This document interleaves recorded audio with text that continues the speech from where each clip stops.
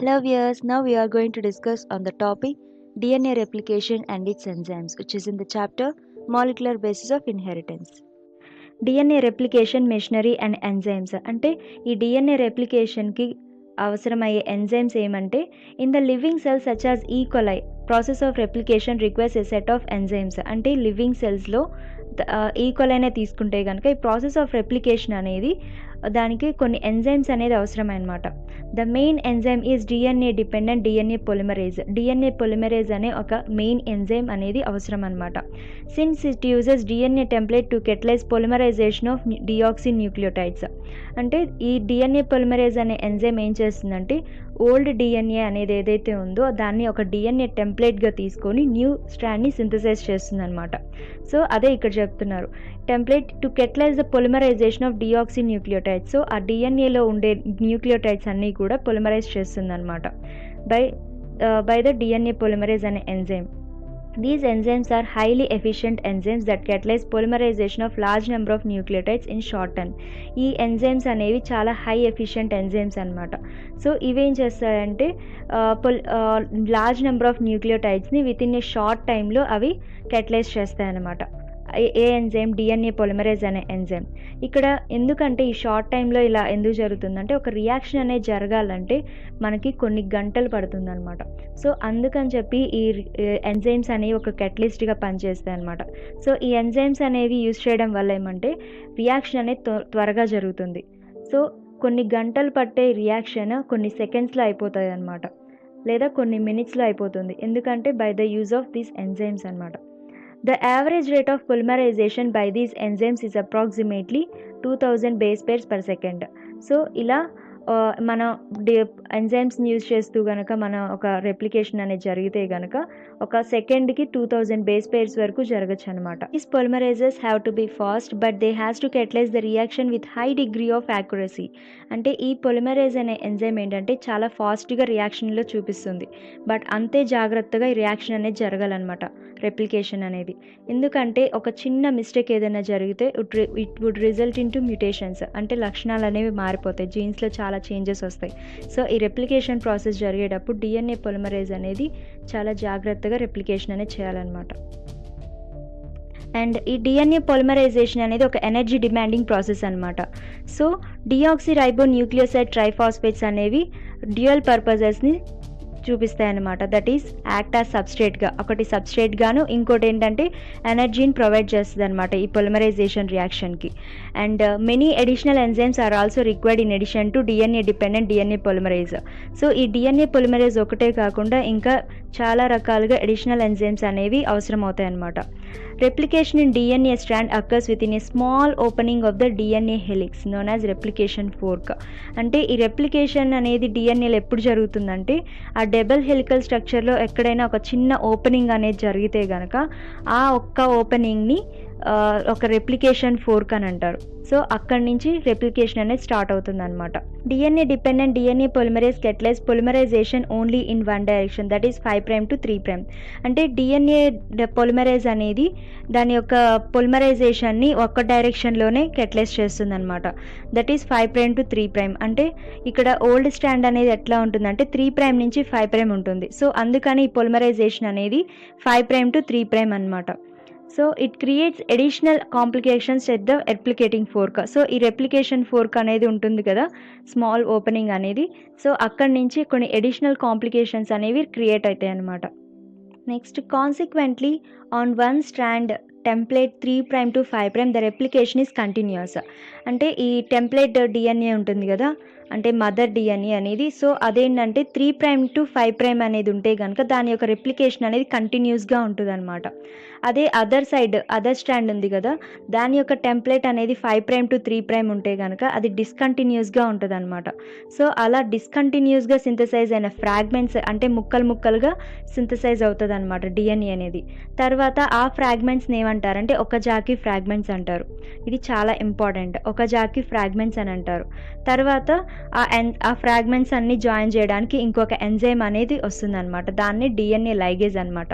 So ఈ DNA ligase అనే enzyme ఏం చేస్తుందంటే ఈ డిస్కంటిన్యూస్గా ఉన్న ఈ ఫ్రాగ్మెంట్స్ అన్నిటినీ ముక్కలుగా ఉన్న వాటన్నిటిని అన్నీ కలుపుకుంటూ వస్తుంది అనమాట ఈ ఎంజైమ్ డిఎన్ఏ లైగేజ్ అనేది. సో ఈ ఎంజైమ్ కూడా రెప్లికేషన్కి చాలా ఇంపార్టెంట్ అనమాట. సో ఇది డిఎన్ఏ రెప్లికేషన్ అనేది డయాగ్రమాటిక్ రిప్రజెంటేషన్లో చూస్తే కనుక ఇలా ఉంటుంది అనమాట. సో ఇది డిఎన్ఏ అనమాట. ఇది two parental strands template DNA. So ఇలా పేరెంటల్ స్ట్రాండ్స్ అనేవి రెండు సపరేట్ అవ్వాలంటే 2 ఎంజైమ్స్ అనేవి మనకి ఉపయోగపడతాయి అనమాట. ఇవి మీ టెక్స్ట్ బుక్లో లేదు, బట్ అర్థం అవడానికి చెప్తున్నాను. DNA gyrase and DNA helicase అనే 2 ఎంజైమ్స్ అనేవి డిఎన్ఏ డబల్ హెలికల్ స్ట్రక్చర్ని అన్వైండ్ చేసి ఇలా 2 సపరేట్ స్ట్రాండ్స్గా చేస్తుందన్నమాట ఆ 2 ఎంజైమ్స్ అనేవి. తర్వాత సో అలా సపరేట్ చేయడాన్ని ఏమంటారంటే డిఎన్ఏ మెల్టింగ్ అని అంటారు. సో ఇలా డిఎన్ఏ మెల్టింగ్ అనేది అయిపోయిన తర్వాత ఈ 2 స్ట్రాండ్స్ అనేవి ఇట్లా వై షేప్లో ఫామ్ అవుతాయి అన్నమాట. సో ఇలా వై షేప్కి రావడానికి రెప్లికేటింగ్ ఫోర్క్ అని అంటారు. అండ్ ఎప్పుడైతే ఈ రెప్లికేటింగ్ ఫోర్క్ అనేది ఫామ్ అవుతుందో ఈ యొక్క టెంప్లెట్ డిఎన్ఏ యొక్క బేసెస్ అన్నీ కూడా, అంటే నైట్రోజనస్ బేసెస్ ఉన్నాయి కదా, ఎడినైన్, థైమిన్, సైటోజిన్ అండ్ గ్వానైన్ అనేవి, ఈ నైట్రోజన్ బేసెస్ అన్నీ కూడా బయటికి ఎక్స్పోజ్ అవుతూ ఉంటాయి అన్నమాట. సో ఇప్పుడు మనకి రెప్లికేషన్ అనేది స్టార్ట్ అవ్వాలి. రెప్లికేషన్ అనేది స్టార్ట్ అవ్వాలంటే ఇట్లా 3' to 5' అనే ఒక టెంప్లెట్ డిఎన్ఏకి రెప్లికేషన్ అనేది స్టార్ట్ అవ్వాలంటే ఈ 3' దగ్గర OH గ్రూప్ అనేది ఉంటుంది. ఆ 3' OH గ్రూప్ దగ్గర RNA ప్రైమర్ అనేది ఉంటుంది అనమాట. సో ఈ RNA ప్రైమర్ అనేది ఈ రెప్లికేషన్కి ఒక ఇనిషియేషన్ పాయింట్ అనమాట. సో ఇక్కడ ఈ ఇనిషియేషన్ పాయింట్ దగ్గర నుంచి రెప్లికేషన్ అనేది స్టార్ట్ అవుతుంది. దట్ ఈస్ 5' to 3' అనేది న్యూ డిఎన్ఏ అనేది ఫామ్ అవుతుంది అనమాట. సో ఇది రెప్లికేషన్ అనేది కంటిన్యూస్గా ఉంటుంది కాబట్టి సో దీన్ని ఏమంటారంటే లీడింగ్ స్ట్రాండ్ అంటారు. సో ఇది కంటిన్యూస్ సింథసిస్ అనమాట. సో దీన్ని ఏమంటారంటే లీడింగ్ స్ట్రాండ్ అని అంటారు. దట్ ఈస్ 5' to 3' అని. నెక్స్ట్ ఈ టెంప్లెట్ డిఎన్ఏ స్ట్రాండ్ చూసేటప్పటికి 5' to 3' అనేది టెంప్లెట్ డిఎన్ఏ చూసుకుంటే దీనికి న్యూలీ సింథసైజ్డ్ డిఎన్ఏ అని 3' to 5' అనేది ఫామ్ అవుతుంది అనమాట. కానీ ఇక్కడ ఇది ఏంటంటే ఈ రెప్లికేషన్ ఏంటంటే డిస్కంటిన్యూస్ రెప్లికేషన్ అనమాట. డిస్కంటిన్యూస్గా సింథసిస్ అవుతూ ఉంటుంది. ఎందుకంటే ఇది కంటిన్యూస్ అయినప్పుడు దీనికి ఆపోజిట్గా ఉన్నది ఏంటంటే డిస్కంటిన్యూస్గా, అంటే కొంతసేపు రెప్లికేషన్ జరిగి ఆగిపోతూ మళ్ళీ కొంతసేపు రెప్లికేషన్ జరిగి ఆగిపోతూ అలా డిస్కంటిన్యూస్గా ఫామ్ అవుతుంది అనమాట. సో దీన్నే లాగింగ్ స్ట్రాండ్ అని అంటారు. సో ఇలా ముక్కలుగా ఇలా ఉంటుంది కాబట్టి దీన్ని ఏమంటారంటే ఒకజాకి ఫ్రాగ్మెంట్స్ అంటారు. అంటే ఫ్రాగ్మెంట్స్ రూపంలో ఇక్కడ డిఎన్ఏ అనేది ఫామ్ అవుతుంది. సో దీన్ని ఏమంటారంటే ఒకజాకి ఫ్రాగ్మెంట్స్ అంటారనమాట. సో ఎందుకంటే ఒకజాకి ఫ్రాగ్మెంట్స్ అని చెప్పి ఇది ఈ టైప్ ఆఫ్ రెప్లికేషన్ అనేది జరుగుతుందని ఒకజాకి అనే సైంటిస్ట్ కనిపెడతారనమాట. సో అందుకని ఆయన పేరు మీద ఒకజాకి ఫ్రాగ్మెంట్స్ అని అంటారు. అండ్ ఈ ఫ్రాగ్మెంట్స్ అన్నీ కూడా మొత్తం జాయిన్ చేసుకుంటూ దీంతో పాటే ఈ డిఎన్ఏ లైగేజ్ అనే ఎంజైమ్ అనేది దీంతో పాటే వస్తూ ఉంటుంది అనమాట. అంటే డిస్కంటిన్యూస్గా జరుగుతున్నప్పుడే ఈ కంటిన్యూస్ ప్రాసెస్ లాగా మొత్తం ఫ్రాగ్మెంట్స్ అన్నిటిని జాయిన్ చేసుకుంటూ డిఎన్ఏ లైగేజ్ అనే ఎంజైమ్ అనేది జాయిన్ చేసుకుంటూ ఈ రెప్లికేషన్ అనేది జరుగుతుందన్నమాట. అండ్ ఇటువైపు చూస్తే కనుక డిఎన్ఏ పొలిమరేజ్ అనే ఎంజైమ్ ఏం చేస్తుందంటే న్యూక్లియోటైడ్స్ అన్నిటినీ కూడా పొలిమరైజేషన్ చేస్తుంది అనమాట.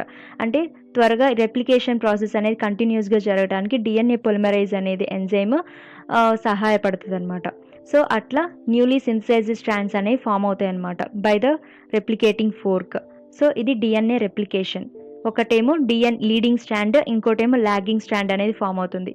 బట్ ఈ లాగింగ్ స్ట్రాండ్ కూడా డిఎన్ఏ లైగేజ్ అనే ఎంజైమ్ ద్వారా కొత్త న్యూ స్ట్రాండ్ అనేది ఫామ్ అవుతుంది అనమాట.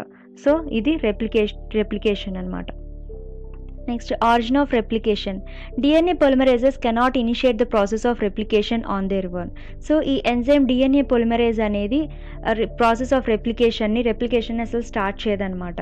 So also the replication does not initiate randomly at any place in DNA. So డిఎన్ఏలో కూడా ఏ ప్లేస్లోనూ రెప్లికేషన్ అనేది స్టార్ట్ అవుతుంది అనమాట. సో దానికి ఒక డెఫినెట్ రీజియన్ అనేది ఉంటుంది అనమాట. ఈకోలై సెల్స్లో కానీ లేకపోతే వేరే ఏ లివింగ్ సెల్స్లో అయినా కానీ ఒక డెఫినెట్ రీజియన్ అనేది ఉంటుంది డిఎన్ఏకి.